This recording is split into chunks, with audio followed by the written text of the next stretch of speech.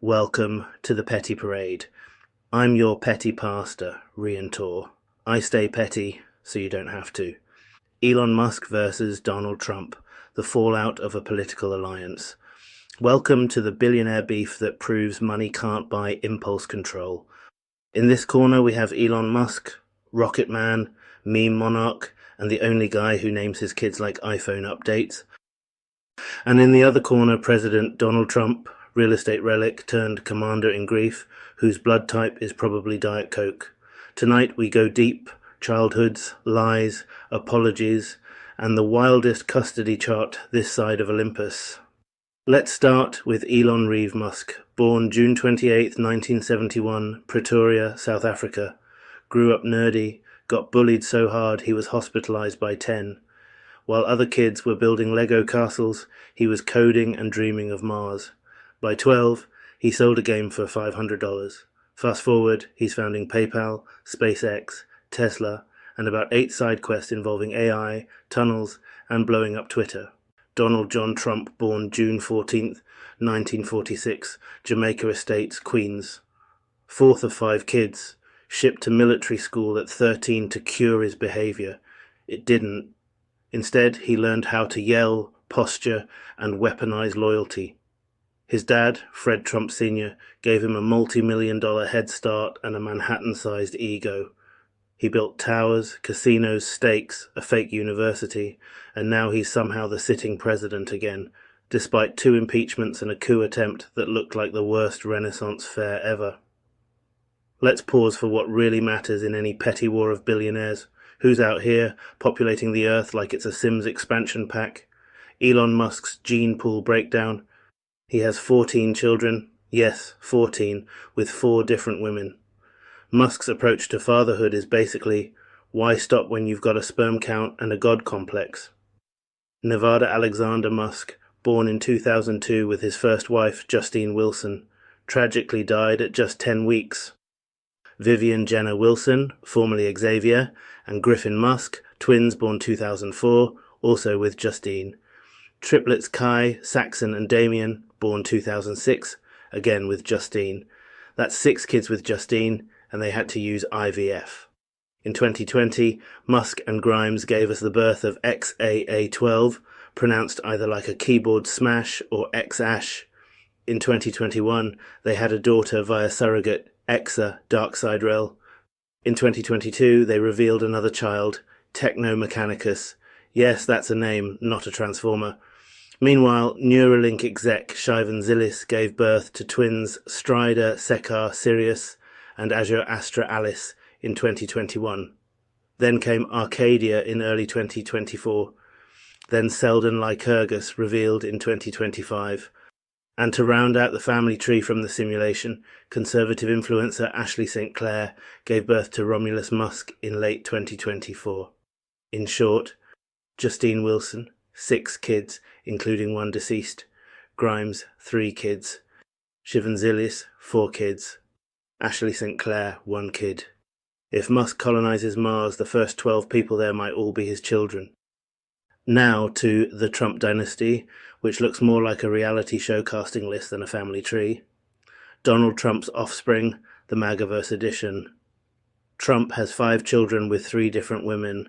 Donald Trump Jr., born 1977, with Ivana Trump. Ivanka Trump, born 1981, with Ivana. Trump once said he'd date her if she weren't his daughter, still hasn't apologized. Eric Trump, born 1984, with Ivana. Somehow always looks like he's buffering. Tiffany Trump, born 1993, with Marla Maples. Rarely seen in MAGA HQ, but pops up for weddings and subpoenas. Barron Trump, born 2006, with Melania Trump.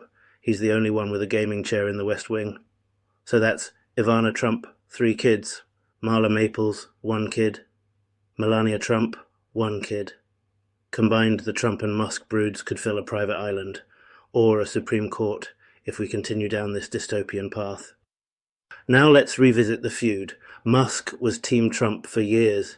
He donated nearly $300 million to Trump's 2024 campaign. He even led the Department of Government Efficiency, or DOGE, yes, named after the meme coin, Its job/government fat, then abolish itself by 2026. Libertarian cosplay meets deep state fantasy. But by June 2025, the bromance burned down. Trump passed a massive budget bill. Musk called it a disgusting abomination. He tweeted about impeachment.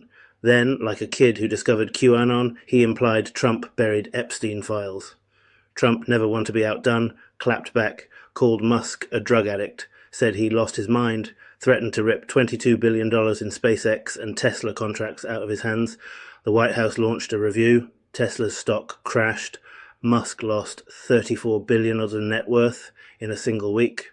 Musk admitted to using prescribed ketamine for depression, but Trump's base ran with the addict narrative anyway. Steve Bannon called for a special counsel. A fake Trump reconciliation tweet went viral. Then Musk deleted his Epstein tweet and apologized publicly. Trump responded with, "Very nice of him. I feel badly for him." Translation, victory lap. Let's rate the madness. Round 1, wit. Musk's sarcasm is next-gen Reddit. Trump's is insult comic from 1987. Musk wins this round. Round 2, facts. Musk bends the truth like a meme factory. Trump replaces it with instinct. Barely, Musk wins. Round 3, public impact. Trump's words change policy. Musk's tweets change markets. But Trump's tantrum moved the Pentagon. Trump takes it. Round 4, memeability. Musk, meme lord. Trump, walking meme. This one's a tie. Round 5, ego damage. Musk apologized and deleted. Trump didn't blink. Trump wins. Final score, 2-2, one draw. But in real terms, Trump still holds the Oval Office. Musk still holds the bag. What did we learn? That being the richest man in the world doesn't protect you from presidential pettiness. That fathering 14 kids doesn't make you a patriarch, especially if most of them learn about your new offspring from a tweet. And that being president doesn't mean you're immune to a billionaire flameout with a Wi-Fi signal and a grudge. This wasn't a feud. It was a gladiator match between a meme wizard and a brand-addicted autocrat. Elon Musk, techno-dad with delusions of universal relevance. Donald Trump, spray-tanned king of chaos with 5 heirs and no chill. Both of them. Living proof that American power is now a reality show, streaming 24/7, starring men who should not be allowed near a daycare, let alone the Department of Defense. It's time for a short message from our sponsors, but before I vanish like our taxes, I have words of wisdom. Elon and Trump are blueprints. May your pull-out game be stronger than theirs.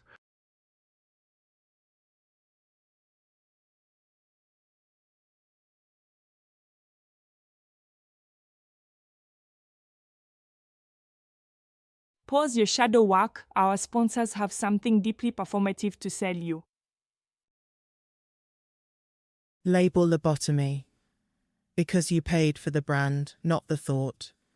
Luxury tags, surgically stitched into anything, even your self-worth. Rent a vibe.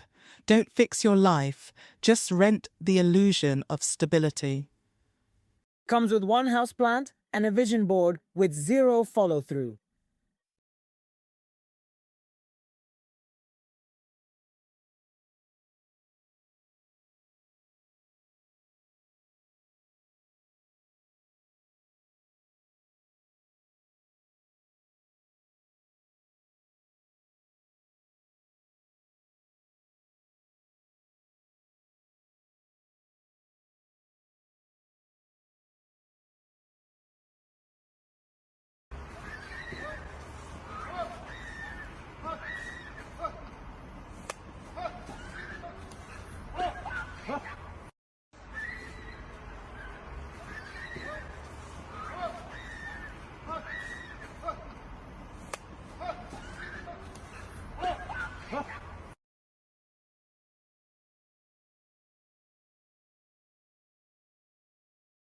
When deer attack, Bambi goes MMA.